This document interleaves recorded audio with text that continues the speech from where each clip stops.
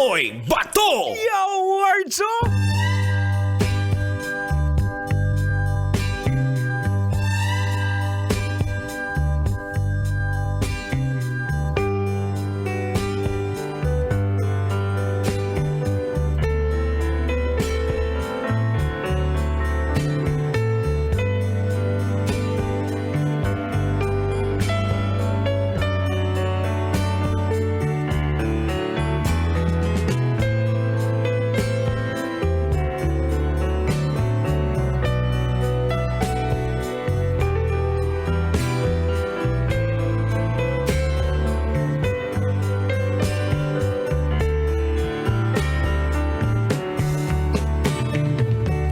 Maayong gabi, pag-usap mga angkol ug mga auntie. Tugutin na sagunin niyo na mga ina sa katahuran ng mga orasaha. Magandang gabi po sa inyo, mga kabisyo!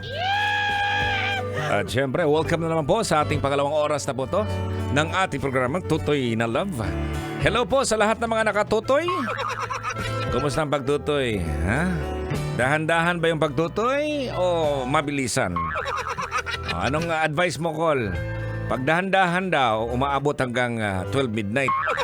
Pero pag mabilisan, ay ilang minuto na, tapos na. Hello po sa inyo, no? Kumusta mo naman po ang, sa ating mga nanonood sa ating Facebook Live sa Love Radio Manila page. Hello po sa inyo. Kumusta mo po ang inyong araw ng Martes? Ang dami bang ginagawa ninyo? Ang dami bang nagawa din? Marami bang pinagawa si boss? At tinapos mo naman siguro, no? Yung mga hindi po nakatapos or ng kanilang tinatrabaho sa opisina, minsan dinadala sa bahay.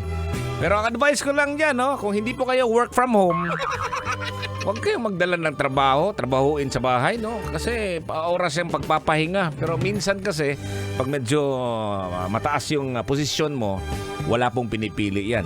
Kagaya nung kapatid ko, nung umuwi po ako sa probinsya, siyempre gusto niyang makakapiling ako, makahalubilo. Pag may mga lakad kami, sabi niya pasensya na kasi meron akong pasok. Kahit sabihin natin na off na niya, pero andyan pa rin pag mga supervisor, no, mga matataas yung posisyon, no? Ganun pala yun. Ako, paano na yan makakatulog niyan? Nako. Anyways, mga kabisyo, yun nga, no, sa gabing ito, abay, sa tingin ko napapanahon po nating dapat alamin po natin, no? Ikaw angkol ngayon, ha? Ikaw ang auntie ngayon. Siguro malaki ni mga anak mo siguro kaya naka-graduate na. Hello din sa ating mga pamangkin, ha? Yung mga bata-bata ba, may planong mag-asawa siguro? Yung mga bagong henerasyon, may plano ba kayong mag-asawa? May mga nakakausap ako At isa, dalawang pamangkin ko, sabi nila wala pa sa bukabularyo nila na mag-asawa. Ganun ba yun? Kung mag-asawa siguro, ayaw magkaanak. Pero alam mo mga kabisyo, no? Alam mo nun dati, ito yun, no? Mga angkol, paramihan po ng anak dati, pambihira. Di ba? Sa mga lolo't lola dyan, ako, hindi lang mga anak, nandyan pa yung extended family. Mga apo nila, mag-aasawa na, pero andun pa rin, nakatira sa bahay. Dapat magkaroon ng sariling payag. Magkaroon ng sariling bahay kubo lang. No? Okay na yan pag sa probinsya. Pero yun nga, sabi ng mga lolo't lola, kung sakaling mag-asawa ka, dito na lang kayo tumira.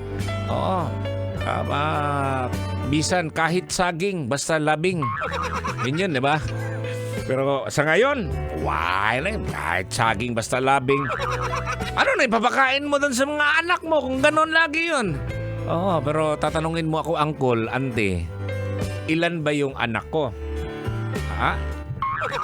Ilan ba yung asawa ko? Hindi! Sabi ko, ilan ba yung anak ko? Dalawa yung anak ko sa isa kong asawa. No. Sa isa lang yung asawa ko. Dalawa lang yung anak ko, ha? Babae at saka lalaki. Yo, words up! Bagay na, partner na, di ba? Hindi na kailangan bang dagdagan. May nabasa ako kanina Pambihira to si Angkol. Gol! Shout out, Angkol Dagol. Programa po niya bukas na madaling... bukas ng umaga, no? Alas 5 hanggang alas 8. Ayan, buang isang Angkol Anyways, yun nga mga kabisyo, no? Ilan nga ba, no? Sa panahon ngayon, gaano ba dapat kadami ang bilang ng isang pamilya? Ayan. dito sa Metro Manila lang, no? Siksikan. Grabe, kigul to kigul yung siksikan yan. Marami pong nakaka-relate yan mga kabisyo. Hindi lang po tayo nagpapatawa dito ha. Kung sino pa yung mga naghihirap, sila pa yung maraming anak. Di ba? Di ba?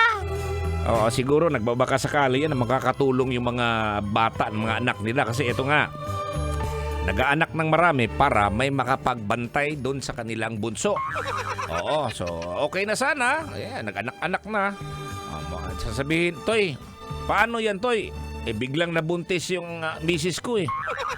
Bakit? Bakit yan nabuntis? Hinahayaan mo siguro lang yan, no? Ha? Bilang ka dito, bilang ka doon. Huwag naman ganon.